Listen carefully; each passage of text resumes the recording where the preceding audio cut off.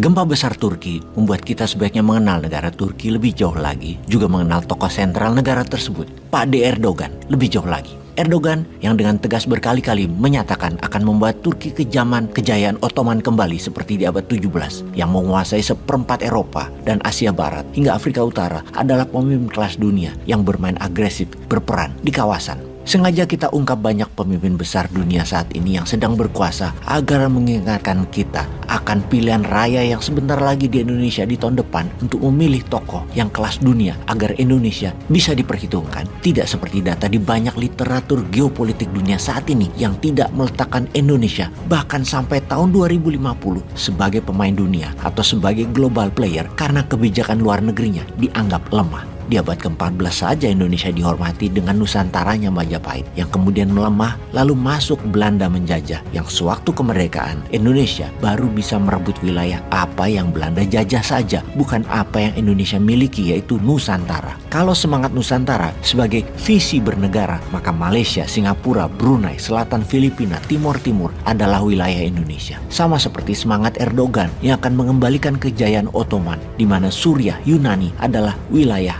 asli mereka. Juga ketika Great Rusia di bawah Tsar Rusia, maka sampai Polandia wilayahnya. Ukraina adalah wilayah di bawah Kekaisaran Rusia. Kita kembali ke Turki agar menginspirasi kaum muda bahwa Nusantara wilayah kekuasaannya lebih luas dari Indonesia. Mengingatkan kita adalah sebuah negara besar yang dihormati. Bukan seperti era reformasi ini yang harusnya sudah selesai. Kita kurang dihormati. Kembali ke Turki, pada tanggal 13 November 2022 kemarin, bom besar menewaskan 8 warga sipil dan mencederai 80 warga di Istanbul, kota terbesar di Turki. Peristiwa tersebut merupakan pancingan termurka seorang Erdogan.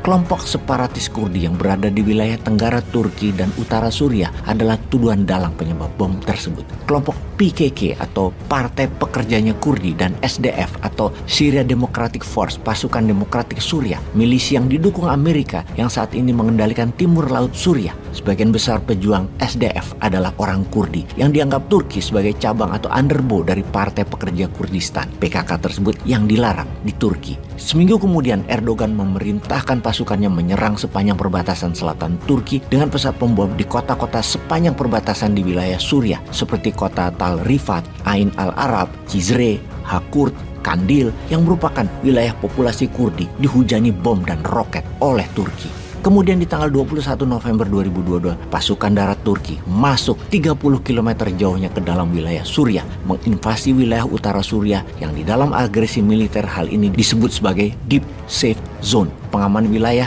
hingga ke dalam wilayah musuh. Dunia sedang fokus ke Ukraina. Turki menganeksasi Suriah bagian utara tanpa perlawanan berarti. Dan yang ini kita harus pahami sekali lagi mengapa Turki melakukan langkah agresi militer tersebut. Pastinya menunjukkan Turki memang pemain dunia. Buktinya lagi, Swedia dan Finlandia adalah contoh dua negara yang dimainkan oleh Turki. Kemudian juga Rusia yang hanya mau menggunakan Turki sebagai titik temu antara NATO versus Rusia. Yang berikutnya menunjukkan bahwa kesatuan nasional Turki adalah harga mati. Separatis Kurdi itu ibarat separatis Papua Merdeka. Demi menjaga Deep Safe Zone, kalau perlu ambil seperempat wilayah Papua Nugini. Untuk itu kita harus memahami Turki versus Kurdi. Suku Kurdi adalah sebuah suku yang tidak punya wilayah. Mereka memiliki bahasa sendiri, adat istiadat sendiri yang berbeda dengan Persia, dengan Arab, dengan Eropa pastinya. Populasinya saat ini sekitar 30 jutaan warga Kurdi berada di 4 negara. Wilayah Turki yang terbesar sekitar 15 juta penduduk, yaitu di sisi tenggara Turki, kemudian sisi utara dan timur Suriah, juga barat Iran dan utara Irak. Suku Kurdi ini diperangi 4 negara tersebut ketika ingin merdeka.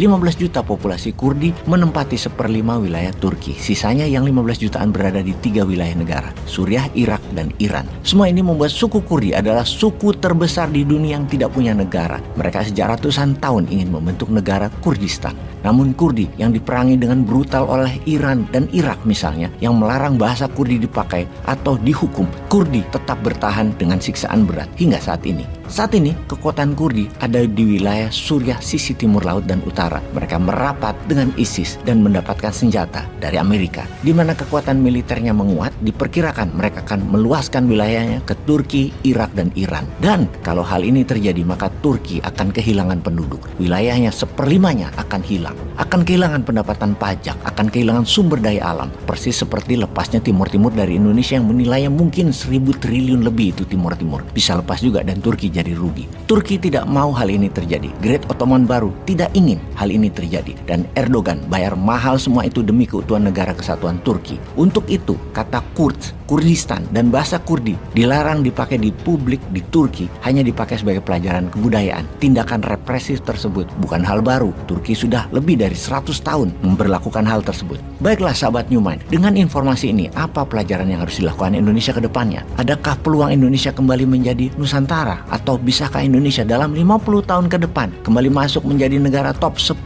superpower yang berpengaruh di dunia, seperti Indonesia di tahun 1960-an yang dinyatakan sebagai negara terkuat di selatan Khatulistiwa? Peace.